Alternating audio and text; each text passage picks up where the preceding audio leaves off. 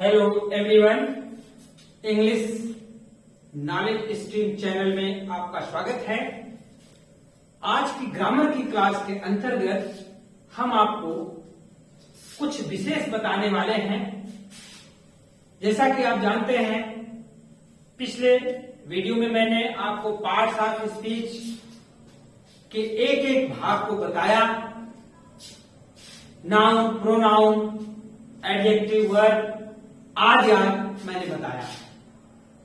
आप यह भी जानते हैं कि वर्ब जो क्रिया होती है वो उसके कई रूप होते हैं, अनेकों प्रकार की होती है क्रिया, ट्रांसिटिव, इंट्रांसिटिव, मॉडल आदि।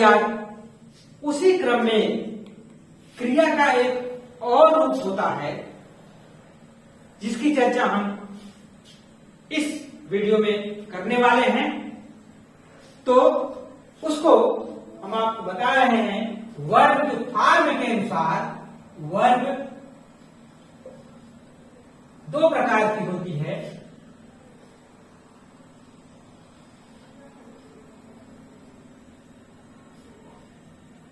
फाइनाइट वर्ब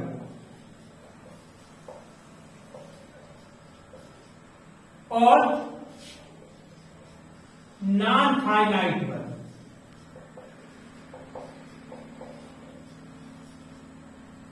अब इसको हम अच्छी तरह समझ लेते हैं। व्हाट इज फाइनाइट वर्ब और what is non finite verb. Finite verb क्या है? हम जैसे लिखते हैं ही रीड्स a book.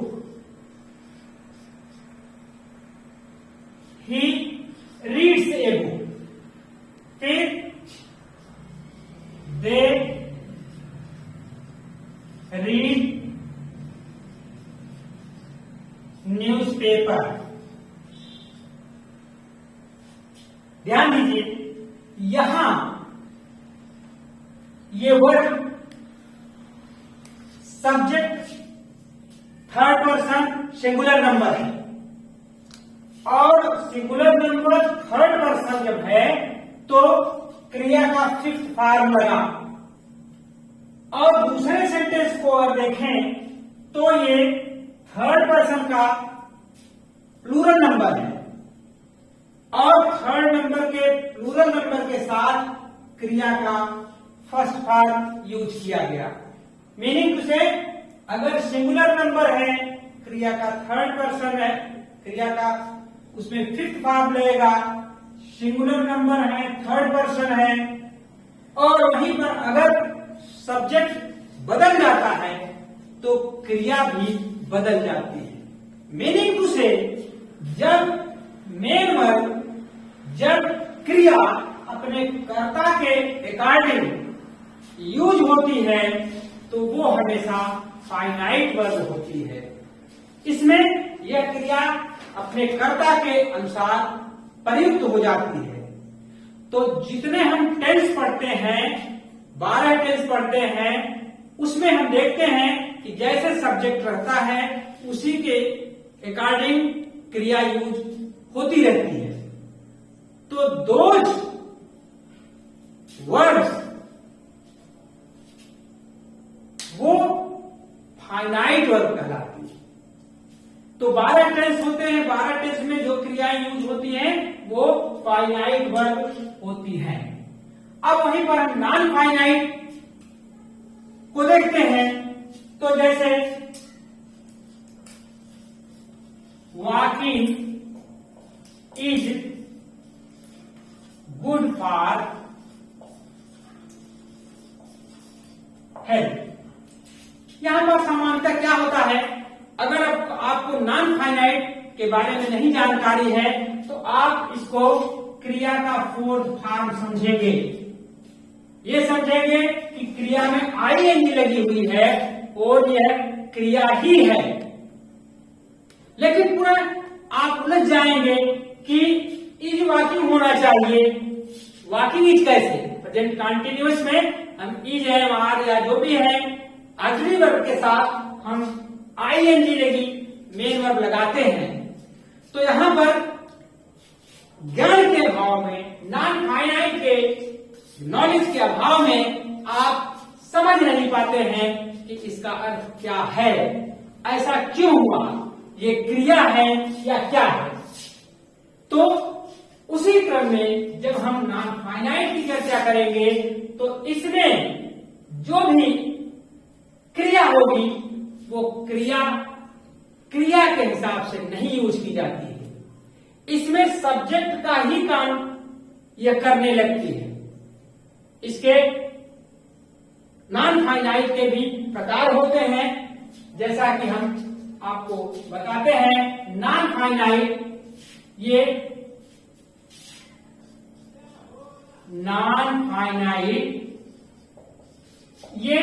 3 प्रकार की हो जाती है। नॉन फाइनाइट जो क्रिया है वो फाइनाइट वर्ब की तरह नहीं यूज की जाती है। तो इसमें पहला है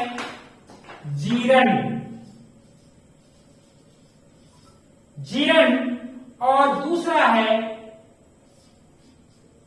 पार्टिसिपिल और तीसरा है इन्फिनिटिव।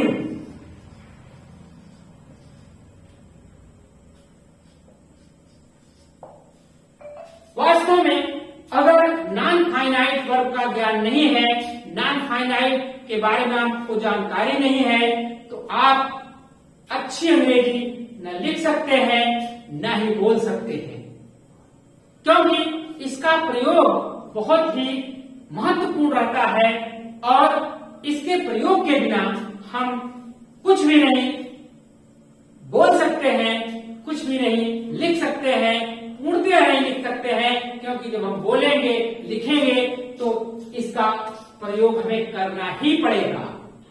तो आप इसको जरा सा नोट डाउन कर लें, तो हम एक एक करके चर्चा करेंगे। सबसे पहले हम जीरंड को पढ़ाएंगे और जीरंड के बारे में आपको बताएंगे कि जीरंड क्या है।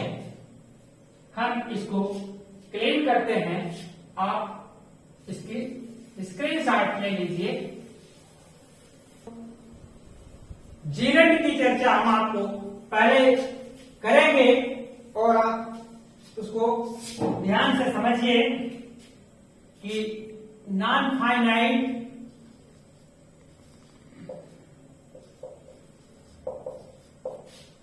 के 3 भाग मैंने बताया आपको।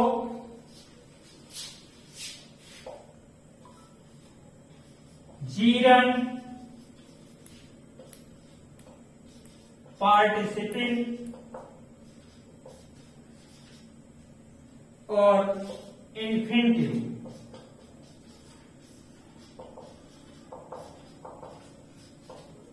तो ये जीरंड, व्हाट इज जीरंड क्या है? जीरंड को जब हम समझते हैं तो हिंदी में जीरंड जो होता है, अगर पहचानना चाहेंगे तो इसकी पहचान लिखेंगे। जीरंड की पहचान क्या होगी?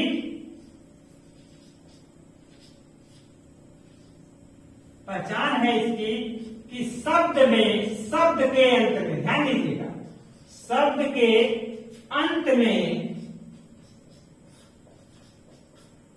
ना, नी, ने लगा रहता है।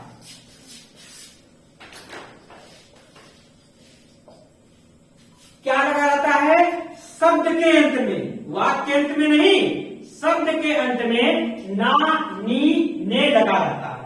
और इसका अगर हम रूल देख लें तो जो नियम है इसका, तो वो हो जाएगा ना, नी, ने लगा वाला शब्द प्लस उसमें हम लगाएंगे आईएनजी प्लस पूरा वाक्य।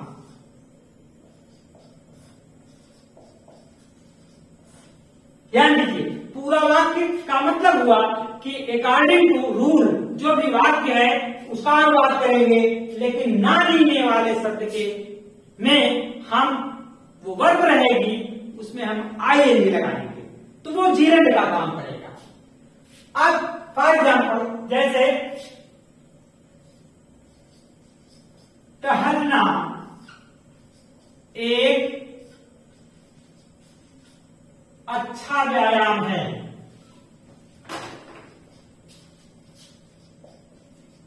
टहलना एक अच्छा व्यायाम है।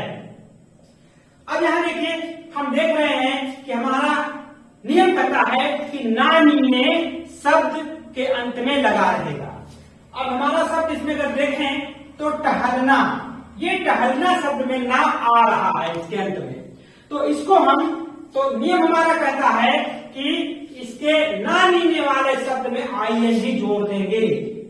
वॉकिंग, वॉक माने टहलना, इसमें हमने जोड़ दिया वॉकिंग। और एक अच्छा व्यायाम है। अब यह पूरा वाक्य है इज ए गुड एक्सरसाइज, जो भी है walking is a good exercise.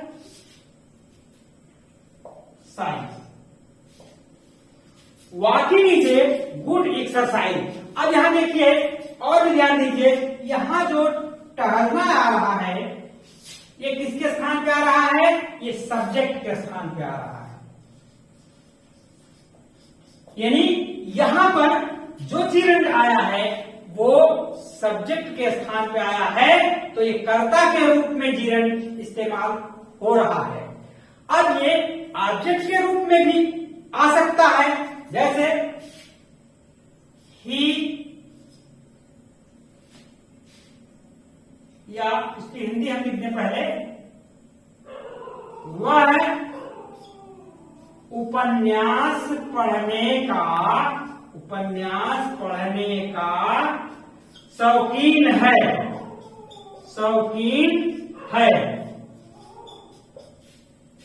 यह वह उपन्यास पढ़ने का शौकीन है। इसमें he is fond of reading. He is fond of reading novel. अब यहां पर ध्यान दीजिए, यहां पर जो is fond of reading novel है, यहां ये आप इसके रीडिंग के पहले आप आ रहा है, तो प्रीपोजिशन का सब्जेक्ट है। ये प्रीपोजिशन के सब्जेक्ट के रूप में है, प्रीपोजिशन के सब्जेक्ट के रूप में है। प्रीपोजिशन के सब्जेक्ट नहीं बल्कि प्रीपोजिशन के ऑब्जेक्ट के रूप में है। अब इसको आप ध्यान से इसको स्क्रीनशॉट ले लीजिए, तो फिर हम आगे आपको और बताते हैं कि ये कितने रूप में जीरंड प्रयोग किया जाता है। आप इसको नोट डाउन कर लीजिए, हम आपको आगे बताते हैं। मैं इसको क्लीन कर रहा हूं। तो आपने देखा कि जीरंड कितने रूपों में आ सकता है। तो पहले सब्जेक्ट के रूप में आया, फिर प्रीपोजिशन के ऑब्जेक्ट के रूप में आया, और अब देखिए ऑब्जेक्ट के रूप में आ रहा है, वर्ब के ऑब्जेक्ट के रूप में आ रहा है। जैसे वह तैरना पसंद करता है। वह तैरना पसंद करता है। तो यहां पर देखिए, ही लाइक्स स्विमिंग।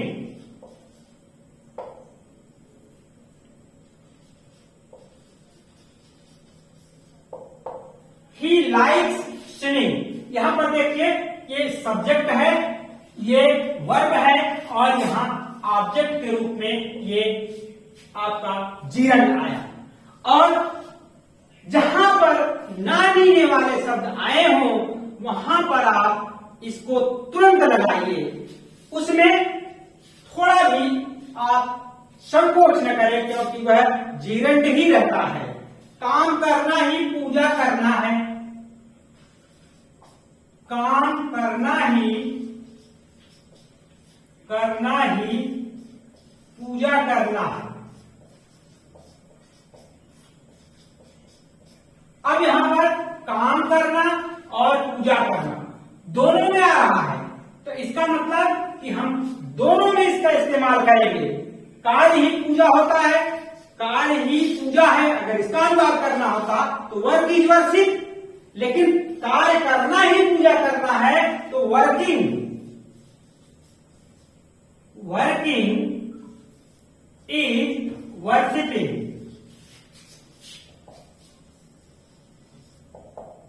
तो वर्किंग वर्शिपिंग यहां हो गया। तो आप ध्यान दीजिए, जब भी जीरेंट आप देखें, अगर जिसमें आईएनजी लगा हुआ है वो हमेशा वो जीरेंट ही होता है। जैसे और भी तमाम उदाहरण है, स्मोकिंग धूम्रपान करना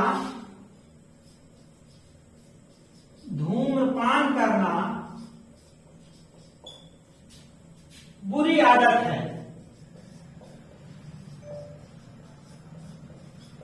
अब यहां पर देखिए, धूम्रपान करना नानी में आ रहा है, तो इसका मतलब हुआ कि स्मोकिंग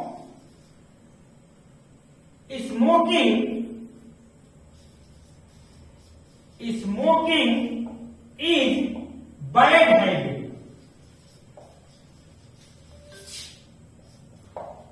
यहां पर धूम्रपान करने की अंग्रेजी स्मोकिंग हुई और is bad habit according to rule sentence को मैंने पूरा किया। तो इस प्रकार से मैंने आपको आज जीरेंट के बारे में बताया। नॉन फाइनाइट के अंतर्गत मैंने जीरेंट आपको बताया। अगली वीडियो में मैं आपको अगला टॉपिक जो पार्टिसिपल है, इन्फिनिटिव है, उसके बारे में चर्चा करेंगे। आप लोग इसको अच्छे से समझ लीजिए और नए हैं तो चैनल सब्सक्राइब करिए और बने रहिए इंग्लिश नॉलेज स्ट्रीम चैनल के साथ, और आप ग्रामर का क्रमबद्ध ज्ञान प्राप्त कर लेंगे। Thank you for watching this video.